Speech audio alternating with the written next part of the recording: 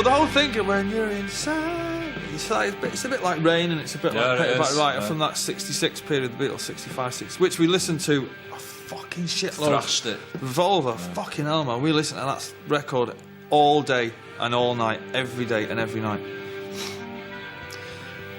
Scouse cunts. If you ever listen to Up in the Sky, the old mix of that was far more psychedelic. That was the one with the backwards guitars.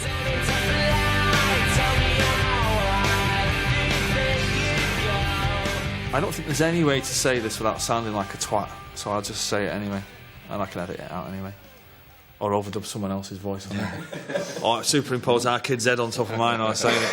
But it's actually about, I wouldn't say it's an anti-establishment song, but it's about people, because we were all on the dole at the time and under Conservative rule and that.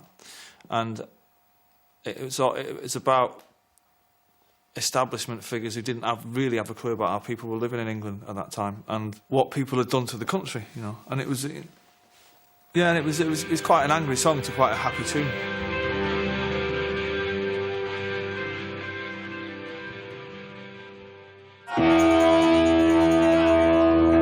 It was cheap and it was out of the way, and it's only accessible via a boat. They didn't tell me that you had to put the gear on a boat to get it there. It was like they'd kept that one as a surprise. And even when I phoned the guy and go like, don't come any later than 4 o'clock. And I'm going like, well, you know, maybe it's because it's getting dark or something like that, you know. Of course, when somebody says, oh, it's fucking great, this boat comes and picks you up, you know, and you go, fantastic, we went to the fucking studio by a boat. And of course, this boat's about the size of this fucking chair, and there's some bloke on the back with a little engine. This little boat chugs round to the pier. Hiya, you got the gear then? If you want to go for a pint, then you've got to get the guy who runs the studio to get you in his little motorboat and put you across the lake, drop you off. There's a boozer right on the other side, so you dive off, you go for a pint. And he'd say, you know, you better be ready for sort of 10:30 for me to pick you up. We're like, oh, come on, you know, 11 o'clock, last order's not. You're like, no, it's a tide thing. If you're not ready by 10:30, then you ain't getting back. So it kind of curtailed the partying aspect of it a bit, because it was difficult. You had to look at tide charts and things like that, you know. I just remember being Griggs with his bass amp, fucking freezing, middle of January, wind blowing, as the tide's going down and like the mud's coming up this thing, and we're going, this is not fucking like it was in the films. Bizarre, wasn't it? Elvis, I bet Bono never had to fucking do this. And they were quite funny. They were just like boys that had gone to camp or something for the first time. You know, it was like an holiday for us. It's just some getting out of the house, you know what I mean? That was it. Can I have bangers and mash for my tea, please? That's what they were like, you know, and where's the jelly? And I thought I was on a school trip, to be honest. It wasn't palatial, no. It's all pretty cramped in and no frills, you know. Tiny room with a pool table, TV room, and that was it, you know. I slept in a sleeping bag by the table football thing, I think. Or by the pool table, I'm not quite sure. We were all very real, you know what I mean? No hotels and all that bobbins, you know. It was just done really, really quickly. And we weren't up all night. There was none of that going on. They were doing drugs. They weren't doing as much drugs. I've got no idea how bad the drugs got. But they were just funny. They were very, very funny, and they were very refreshing. I remember getting on a boat and going to the studio. Can't remember anything else. Don't even remember coming back. You know, we were finishing sort of 11ish at night. We were in bed at 12, up with the alarm calling, playing the guitar on 10, or the guitar or the bass. And we just hit the ground running. And Yeah, I think because we'd done the album once already, we'd worked out all the parts. And we had it going on pretty much straight away, didn't we? Absolutely. First day, we were recording straight away. But we set it up in a way that we understood. We just set it up like a rehearsal room or like a gig. We didn't use any posh microphones or anything. We didn't have any headphones. No headphones. No headphones. Just the fact that, you know, each and every one of you were in that room, you could see each other, a lot of eye contact. It's what we always did, playing a room together. And it was always made clear that there was supposed to be leakage. You know, like, if you took an instrument out, you'd still hear it. And this was part of the philosophy. You know, this was not to be taken away. Liam was down the end of the room, behind the glass door. Drums in the middle. I fucking love that, because it looked like he was in prison. He'd be there with his headphones on and he'd be shouting and he'd be like, I can't fucking hear you. Get on that, I can't hear you. And he was just singing there, and then we'd stop, and then we'd either get the thumbs up, and then we'd go to Liam, did you get it? And he'd be pretty much it was like 1 or 2 takes and it was all there. Wasn't it? Once you got him going, off he'd go. He'd go take 1, take 2, take 3, and you'd just keep singing. So always in tune, never out of tune. It wasn't much more than a week, 5 days. It was fast. You know, we did work quite hard. Much more comfortable place to work with, and it worked. You know, we were having problems mixing it as well, and we tried tracks, and it just wasn't quite working. And in the end, it went to Owen Morris, and he mixed it, and then it came to life again. You could tell the lyrics are written in Liverpool. It's very Scouse to say, there we were, but now here we are. I love Columbia. It's awesome. It's all this confusion, not the same to me. It was always my favourite song to play live. Always. I just like it because it's got a bit of a groove in it as well. And they don't change. It just keeps going. 3 chords, it's just grooving along.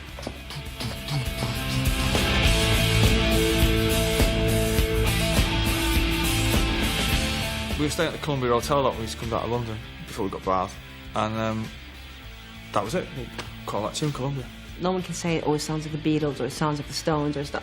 To me, it's Oasis, you know?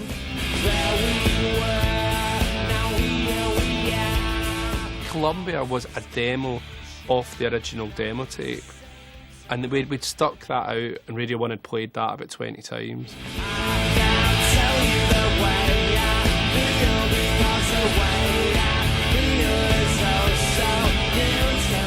When I first heard his vocal take and that, it's like, jeez, you know, if I had hair, it'd been up there. We just used to play it for about a minute before we come on, and then Liam would walk on and make his dramatic entrance, like Nosferatu. To one man clapping at the back. He'd go like that. Ian Brown! Ian Brown!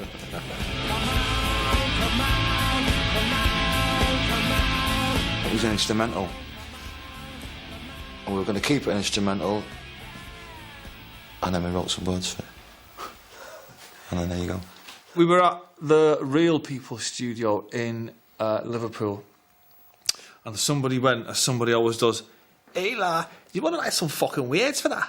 The version of Columbia sounds exactly like some of the 8-track versions, so I'm not sure whether they took some of the 8-track version and put it onto 24-track and embellished on it. I'm not really sure. All I remember about the night is there was a lot of acid taken. Everyone was tripping, weren't they? They were, yeah. He was just playing all the way fucking through, just riffing all the way through, without any fucking sense of arrangements or construction or things like that. Tons of ideas, obviously fucking loads of ideas, but, you know, no fucking sense of how to make a record. Everyone was tripping in the studio. We'd done the demo that subsequently ended up getting about 50 plays on fucking Radio 1, all cabbaged beyond fucking belief.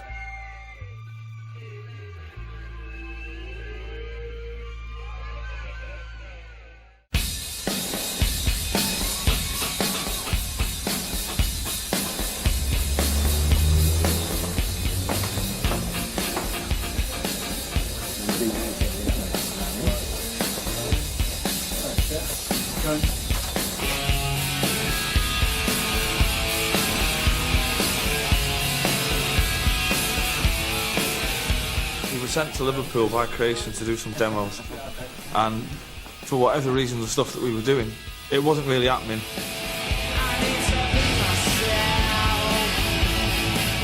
Bring It On Down was going to be our first, Alan McGee wanted it to be our first single, and we come here to do that, and we couldn't get, funnily enough, we couldn't get the drumming right. Somebody said, well, why don't you just go and write one?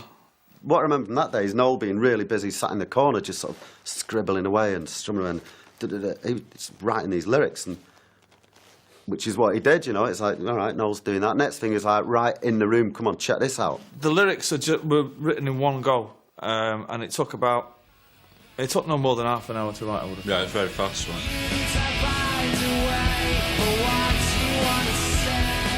I would play it through on acoustic guitar, and everybody would I think Bonehead and Griggs would then start writing the chords down, because I don't know what chords are. I was just left there, and I just wrote the first things that came into my head. Just went, there you fucking go, Supersonic. Do that, change that, right, press record, let's go. And we did it, and it was done in the day.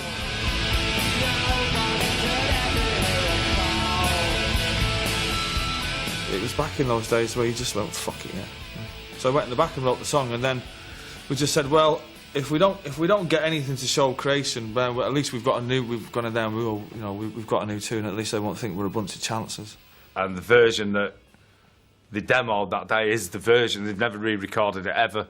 It, you know, it costs like 200 quid to record it. The version of it was so fucking good, man, that, you know, why try and recreate genius? We left here that night and listened to it in the car on the way home about 20 times. I was like, fucking hell, man, that sounds mega. Coyley went, yeah, get on this song. They've just done this today and put it on it. That was the moment we both went, it's got to be unstoppable now. It's great because it's just too slow. And I like that. That was one of the things that got me about it all. It all just seemed a little bit like you're trying to walk through the swimming pool. I want to be myself, don't want to be no one else. There you go, statement of intent. Great attitude. I think the lyrics are pretty funny. I like all the lyrics about the dog, isn't it? Joseph was actually a big massive Rottweiler who farted terribly. A fat dog, disgraceful farts all day long, sat under the desk intimidating everyone in the room. And he had a BMW, can arrive with you and your BMW and stuff like that. It was. What was you drinking? Gin and tonics at the time? Must have been going through one of your fault. I know it was my fault. I know it must have been going through one of my effeminate phases. Yeah. I think a couple of days later we were doing a session in Maida Vale, and Alan McGee turned up, and he was like, "Well, come on, let's hear this song that you've recorded. You know, first single and all that. I've not even heard it. It's Supersonic. What's that?" I remember playing it through the speakers in Maida Vale, just blew his head off.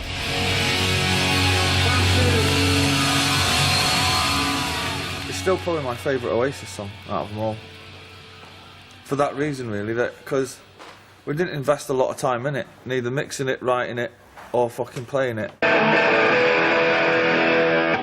When we went up to McGee's flat that night, and we'd been mixing Columbia for about, I think it was about the 100th mix, and we got there, and before we pressed play on the tape recorder, we said, before we start, this is the fucking bollocks. Wait till you hear this, and if you don't fucking like this, me and him are washing our hands of the album, and you're gonna have to get somebody else to mix it. And it come on, and we sat there, and the minute it fucking come on, the pair of us just went, it sounds fucking awful. It was fucking rubbish, and of course McGee's like, we're gonna have to get someone else to mix it. Well, I'd met Noel about a year before with Johnny Marr, 'cause I was working for Johnny Marr, and I just thought he was some scrawny fucking drug dealer, really, and I didn't take him seriously at all. And we'd heard about this cocky fucking kid who thought he could sing like John Lennon and fucking John Lydon. Turned out to be Liam, of course. And I saw them at the Borderline. Was it the Borderline? Something like that? Boardwalk. They were kind of ramshackle, but really together. Do you know what I mean? It's kind of like almost skiffly in a funny way. Well, I just turned up in Loco Studios in Wales. We did a weekend. We did Rock and Roll Star in Columbia first. And Liam had to sing Rock and Roll Star. I don't think there was a vocal on it.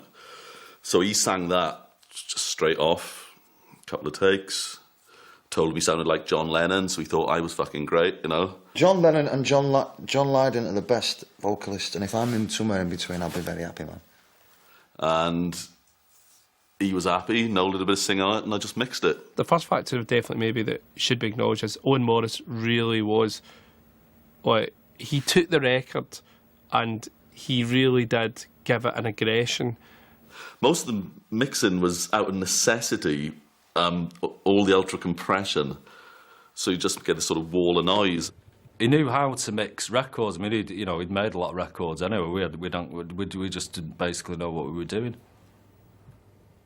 So we got passed off to Owen, and he finished it off just like that, dead fast. We were out touring, and we would be in the back of the van, and the cassettes would turn up by courier from like our office, and it'd be mixed a slide away, and we'd all stick it on. And it's the only time we've actually given something away to mix and not been involved in any of the mixing. And he sent it back, and we were just going, "Fucking, that's it. That's it. Yeah. Who is he?"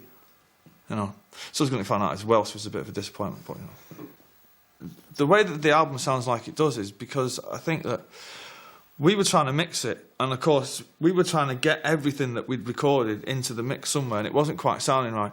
So of course Owen had never seen the band, So we sent it to Owen to mix, and he just took all the best ones. And when it came back, we were just going, "Oh, well, there you fucking go," you see. And he made sure that that everything was there somewhere. Well, I remember him phoning up Marcus and saying, "There's one song here. It's got 17 guitar solos on it, all going on at the same time." And Marcus was phoning me, going, "Which one of these is the one?" I was fucking all of them. What are you talking about, man? Mastering it, I was the first cunt. I'll take this credit on this to do something called brick walling mastering, where there was a new box out at the time, and I was the first person to make CDs be fucking on the red line constantly. There are no dynamics. There are no, like, it's just full on all the fucking way. If he's now creating his own method called the brick wall method, I'd love him to explain that on camera to me and the fucking box, the brick wall box, because if they're for sale, then I would like one. It worked in fucking jukeboxes around the country, man. For that first fucking year, Oasis came on louder than everybody else, and it was fucking fantastic.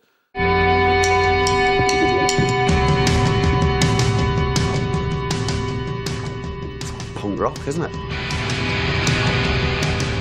You know, how it would have gone maybe is that I had the riff and it sounded like the Sex Pistols. I mean, you couldn't really write a love song over the top of that, could you? It's so fucking having it, isn't it?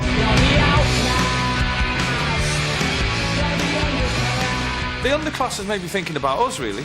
You know, being on the dole and all that.